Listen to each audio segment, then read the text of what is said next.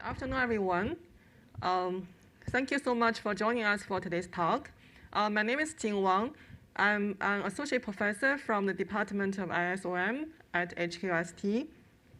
It's my great honor today to share with you some of our recent research findings.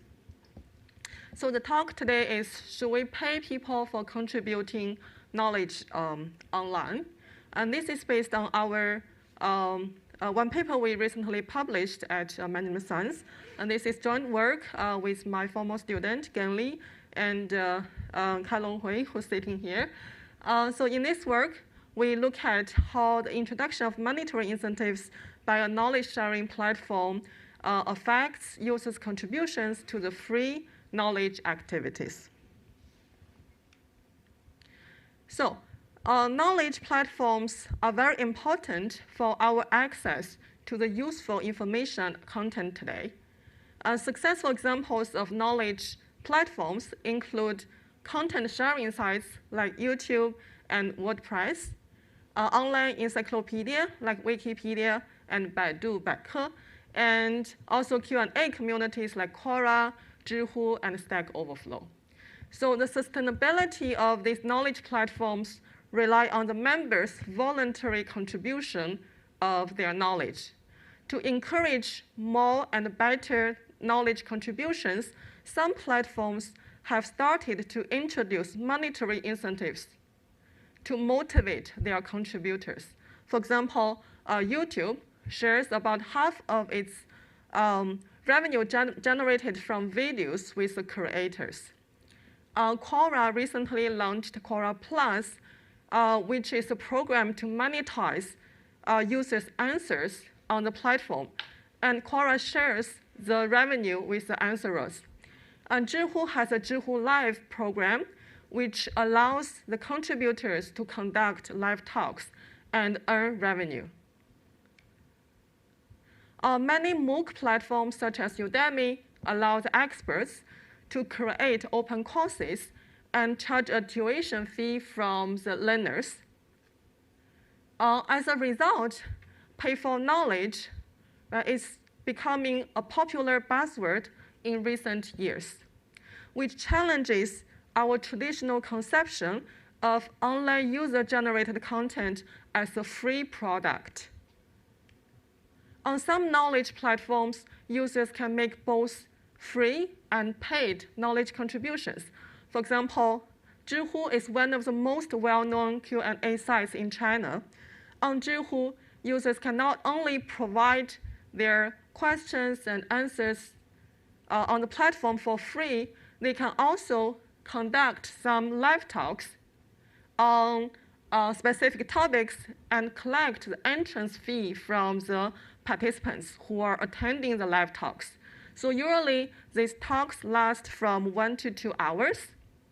And the entrance fee can vary quite a lot, right? From 9.99 RMB to 19.99 RMB to 99 RMB or even higher. The popularity of pay for knowledge indicates that monetary incentives can be very effective in facilitating users' knowledge generation in the paid knowledge activities. For example, opening online courses, holding live talks. An important question, however, is whether such monetary incentives would affect users' contributions to the free knowledge activities. Answering this question is very important because as consumers or users, we benefit from both free and paid knowledge contributions. Right? So if paying for knowledge leads to fewer free contributions, then this payment may not increase the overall knowledge contributions to the community.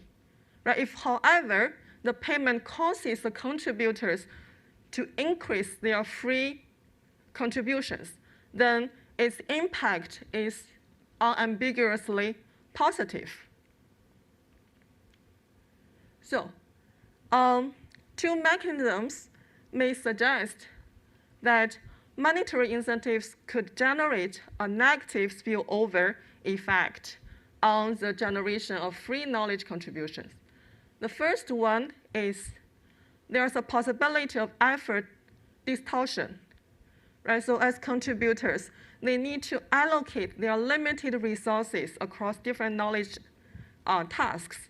If they spend more time and effort on the rewarded knowledge activities, they will have less capacity for the free contributions.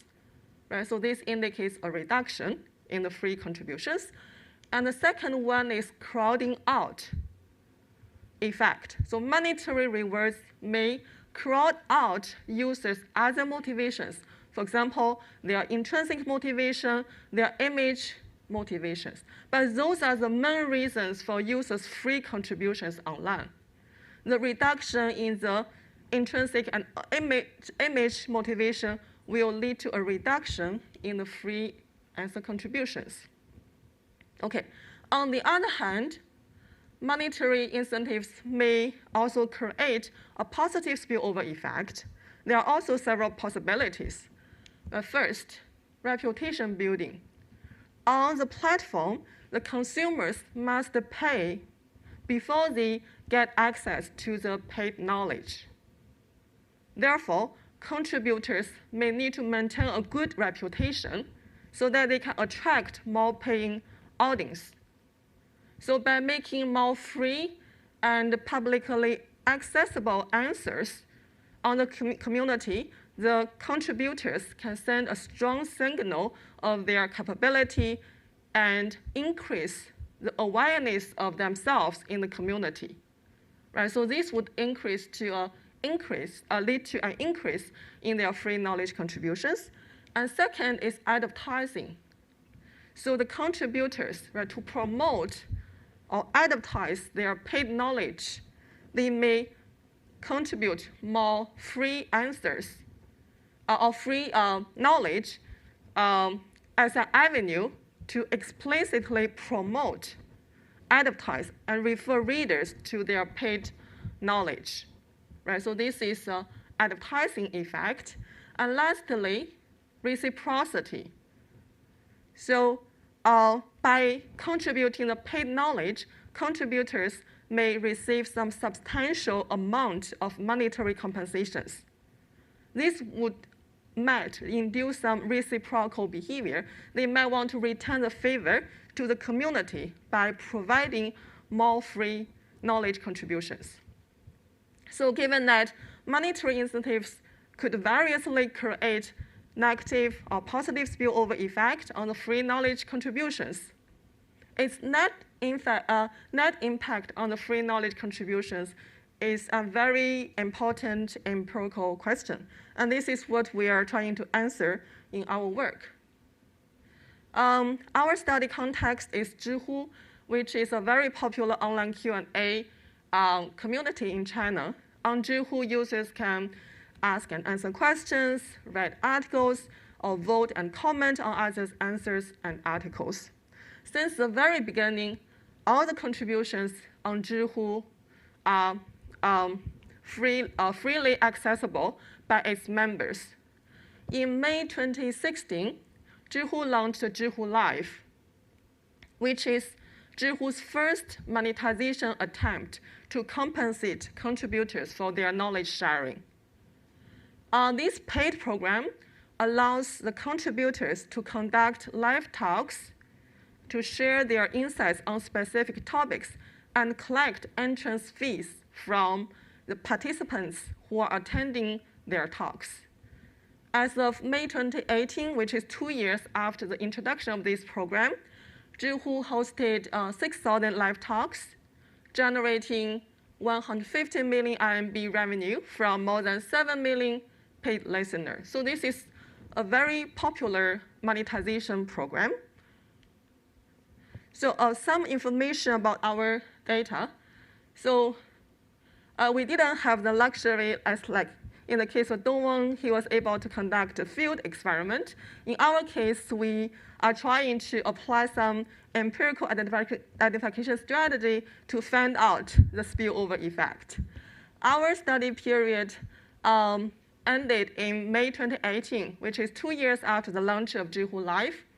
Our sample consists of 2,240 live hosts who have hosted at least one talk in our observation period, and more than 4,000 non-hosts who have not held any talk in our observation period. And our dependent variables are the quantity and quality of users' free answer contributions. The quantity is measured based on the number of answer contributions, and the quality is measured in two ways. First is the length of answers, so how many characters does each answer have, and also the number of the vote-ups, how many vote-ups the answer received from the community. So these are our two measures for the answer quality. In our data, the time when the live host held their first talks is spread over the 2 years after the launch of Zhihu Live. Given that some live hosts may be exposed to the policy much later after the introduction of Zhihu Live, using only one single cutoff date, which is often the case in other studies, might bias our estimate downwards. So therefore, we adopt a staged design. Specifically, we partition all the live hosts in our sample into 4 groups based on the time when they first held the live talks. So specifically, the G1 group here consists of all the live hosts who held their first talks in the first 6 months period after the launch of Zhihu Live.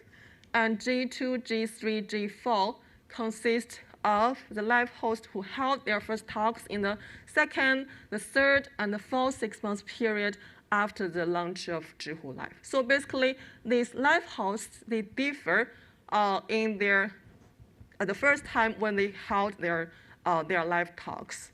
This staged design allow us to accommodate the heterogeneous exposure of the live host to the Zhihu Live paid feature. So we have some interesting findings from this staged design.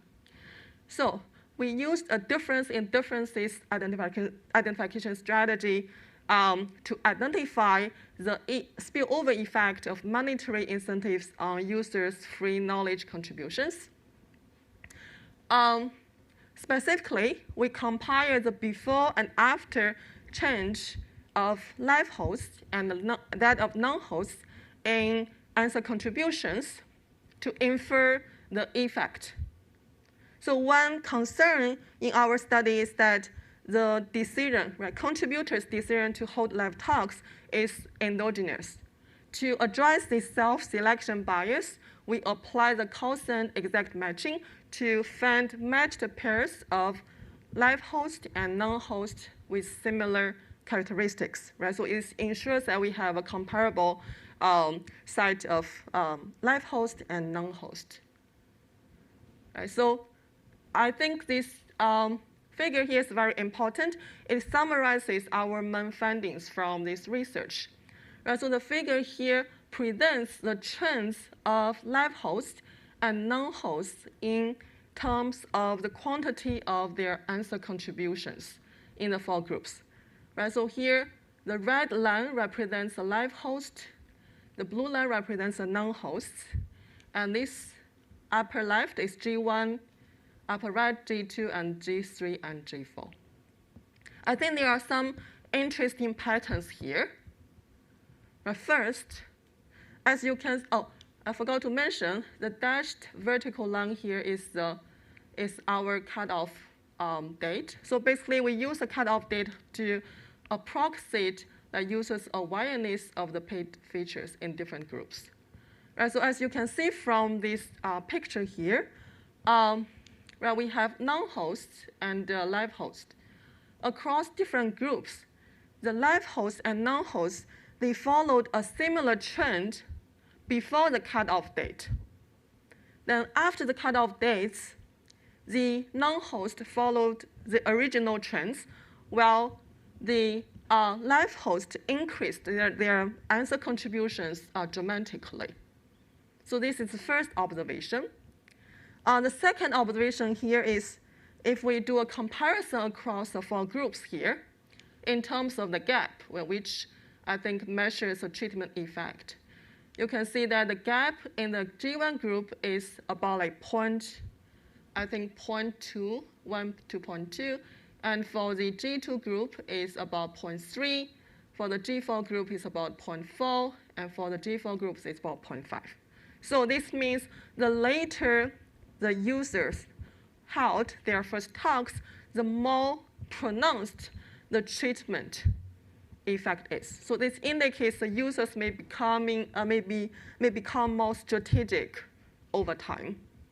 So it is also worth noting here that in some groups like G2, G3, and G4, the live host may have started to increase their answer contributions even before the cutoff date. Okay, so this is possible because the paid feature was already announced by then, and some hosts may act strategically in advance. However, we should not observe any effect in the G1 group, right, because the paid feature of Zhihu Live was not announced before the cutoff date in the G1 group. I think this further gives us more confidence in the validity of our findings. So in terms of answer quality, we can see that the patterns here are very volatile, right, compared to the answer quantity figures. And we cannot observe any noticeable change in the answer quality, regardless of whether the quality is measured using the number of characters or using the number of the vote ups received. I think this is probably because the answer quality depends on users' innate ability, and it is quite difficult to change within a short time period. Okay, now to summarize, right, we found a positive spillover effect of monetary incentives on users' free knowledge contributions. And of course, we run a lot of regressions to make sure that our results are valid and consistent. I skipped all the details here, but the summary here is we found a positive spillover effect on the quantity, but not the quality of users' free answer contributions. And next, we are trying to kind of underpin identify the mechanism underlying the positive spillover effect we found. So there are three possibilities as we discussed. We first analyze the explanation reputation building, right, which is the live hosts are trying to build up their reputation by making more free answers that are publicly available. Okay, so if this is the explanation, we should expect the positive spillover effect to be more pronounced for users who starts with a lower prior reputation. Right, to test this, we separate our live host into different size, high reputation host and low reputation host. And we found that, indeed, the low reputation host increased their answer contributions much more dramatically than the high reputation hosts. And so I think this confirms the reputation building mechanism. The second is advertising. We mentioned that maybe contributors are providing more answers and include some advertisement content in their answers. For example, they may add the description of their live talks, the hyperlinks of their live talks. So if this drives the increase, then it's not interesting, right? Because it's not beneficial for the community.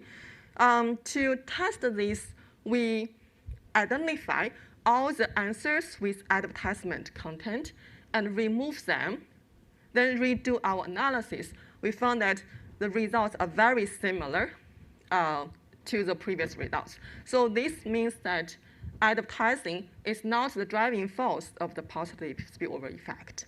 And lastly, reciprocity. Right? So the contributors or the live host may have received substantial monetary compensation, and they want to return their favor by providing more free answers to the community.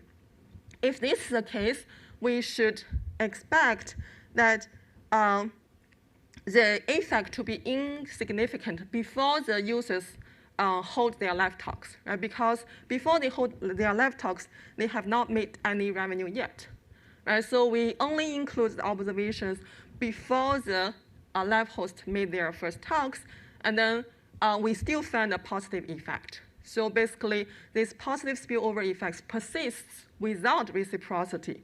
So we kind of conclude that the reputation building is the most plausible mechanism behind the positive spillover effect we identified. Okay? Now, so far we have focused on the short-term spillover effect of the monetary incentives, and I think which is 6 months before and 6 months after the cutoff date. However, we are not sure about the live host long-term behavior, right? So it's not clear how the live host will behave in the long term. Intuitively, the live host who held live talks in short time period and stopped afterwards will behave very differently from the live host who continued for a longer period.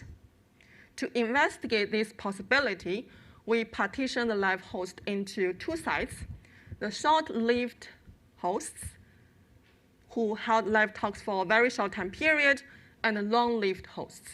And we found very different results in the long term. The monetary rewards hurt the free answer contributions of short-lived hosts after they stop holding live talk. Right, so we attribute this to a crowding out mechanism, which is the provision of monetary rewards hurt the intrinsic and image motivations of users. And once the monetary rewards are not there, right, if they stopped holding live talks, then the reduction of the motivation is already there. So this will lead to a reduction of free contributions in the long term. And we also rule out the 2 alternative explanations of user exited from the platform and cannot make any contributions, and expectation disconfirmation, which means the live host may fail to generate the expected revenue and reduce their contribution. So we also excluded these 2. I will skip the details here. And for the long-lived host, the results are very different. We found that the positive effect lasts longer. So it's still positive, but the effect size decays over time, right? So this is our findings in the long term. Okay, so to summarize, in this work, right, we look at the spillover effect of monetary incentives on users' contributions to free knowledge activities.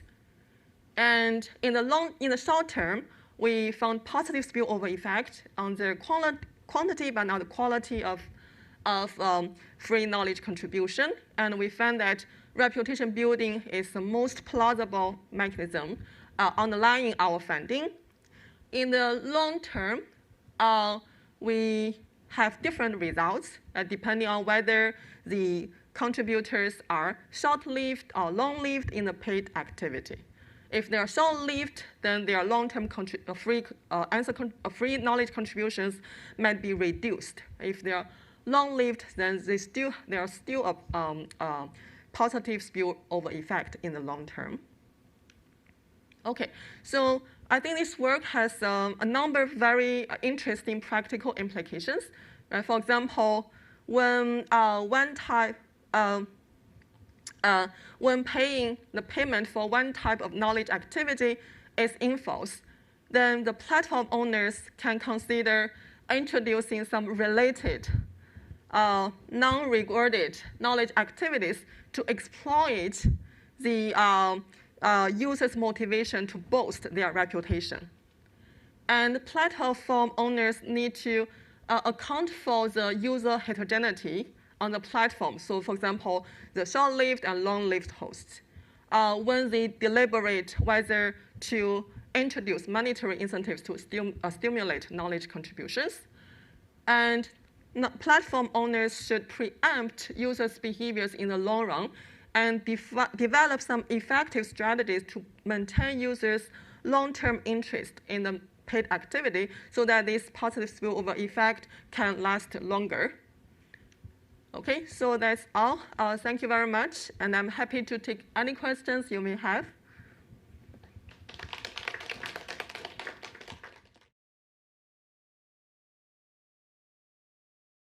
Let me repeat the question and maybe paraphrase it a little bit. I think the question is about what type of users, which type of users are going to care more about quality over quantity, given the fact that these days it takes a lot of time for us to actually extract useful information or relevant information from online free knowledge platforms. So, Professor Wang?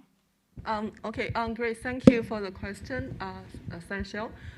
So I think, like as far as I know, on Zhihu there are indeed many users who are willing to pay for the knowledge. And usually, I think these are some talks on specific topics such as some very useful ones. So like how to get a good result in your public entrance exam, how can you get admitted to UST, and how can you make money in the stock market. So I think usually these kind of topics would need a lot of time and effort to put in some very structured response, not only like a few sentences in the free answers. So this type of high quality content would be very valuable for the users.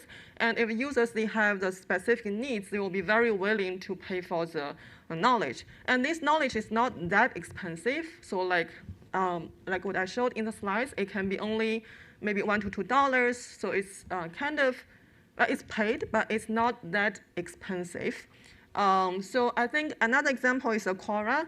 Quora now also launched the Quora Plus, but the model is quite different from Zhihu Live. For the Quora Plus, it's not like contributors hold some live talks. It's only like users.